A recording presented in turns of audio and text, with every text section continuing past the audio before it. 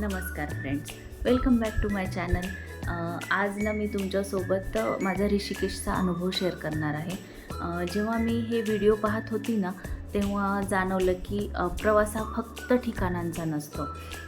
प्रत्येक क्लिपमध्ये वेगळी भावना आहे आणि म्हणजे गोंधळातली शांतता, शांततेतला स्वतःचा आवाज.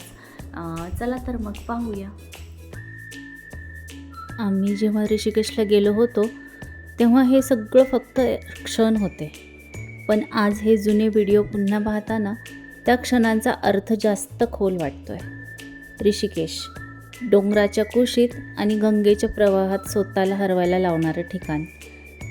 आम्ही पोहोचलो आणि पहिल्या क्षणी जाणवलं, काही ठिकाणं ना तुम्हाला बोलावत असतात. सुरुवात झाली रिव्हर राफ्टिंगने. ऋषिकेशमध्ये रिव्हर राफ्टिंग हा माझ्यासाठी फक्त एक ॲडव्हेंचर नव्हता. पहिल्यांदा बोटीत बसताना थोडी भीती वाटली, पण गंगेच्या लाटावरून जाताना जो थरार जाणवला ना तो शब्दात सांगता येणार नाही. त्या क्षणी भीती आणि आनंद दोन्ही एकत्र अनुभवले. राफ्टिंग करताना आज पाहते ना तर असं वाटतं की आपण पाण्याच्या प्रवाहाला विरोध केला तर थकतो, पण त्याच्याबरोबर व्हायला शिकलो की प्रवास सुंदर होतो. आपल्या आयुष्याचंही तसंच आहे ना. आपण ना सगळे कंट्रोल करायचा प्रयत्न करतो, पण नदीसारखं व्हायला शिकलो तर कदाचित सगळं सोपं होईल. आणि राफ्टिंगचे ते सुंदर क्षण अनुभवले, तो सगळा थरार अनुभवला. ते खूप छान होतं, खूप सुंदर होतं. आणि तिथून पुढे आम्ही निघालो संध्याकाळी गंगा आरतीला.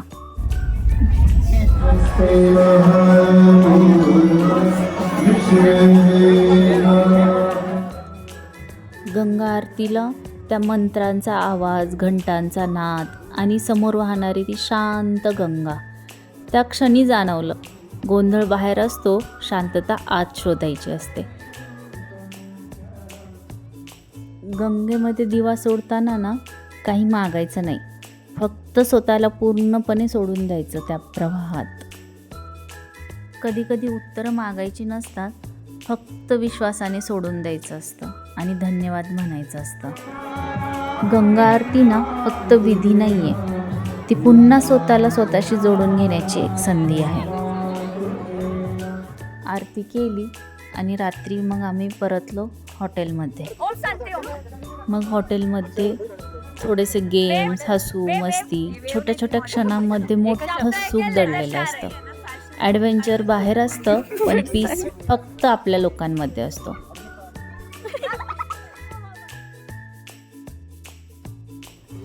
आणि सकाळी मुलं स्विमिंग पूलमध्ये खेळत होती आणि मी हातात चहा घेऊन फक्त तो क्षण जगत बसले. आपण आयुष्यात खूप धावतो, पण कधीकधी ना थांबून जगणं जास्त महत्त्वाचं असतं. आणि त्या दिवशी अजून थोडं ॲडव्हेंचर, कारण जीवनात थ्रिलही हवा आणि थांबणंही. आम्ही गेलो आणि बंजी जंपिंग केली. हा व्हिडिओ तुम्ही पाहिलेलाच असेल, कारण माझ्या चॅनलवर तो मी मागच्या वेळेसच शेअर केलेला आहे. इथे फक्त मी एवढंच बोलेल की डर के आगे जीत है. आणि तो थरार अनुभवल्यावर आम्ही पुन्हा वापस निसर्गाच्या त्या आवाजात गेलो. वॉटरफॉल, जिथे निसर्गाने शिकवलं, खरा आवाज तोच असतो जो मनाला शांत करतो. आणि मग तो क्षण अनुभवला आणि ते अनुभवल्यावर आम्ही गेलो रात्री लक्ष्मण झुला इथेही तेच, वरती गडबड आणि खाली शांत गंगा. हे दृश्य पाहून एक गोष्ट कळली, जीवन कितीही हलत असलं तरी मन स्थिर ठेवलं तर प्रवाह सुंदरच असतो. ऋषिकेशने ना आम्हाला फक्त ॲडव्हेंचर दिलं नाही, तर बॅलन्स शिकवलं. लाटा, आरती, शांतता, कुटुंब आणि स्वतःशी भेट. कधीकधी प्रवास ठिकाणांचा नसतो, तो स्वतःकडे परत येण्याचा असतो. भेटू पुढे अशाच प्रवासात. Please like, share, subscribe.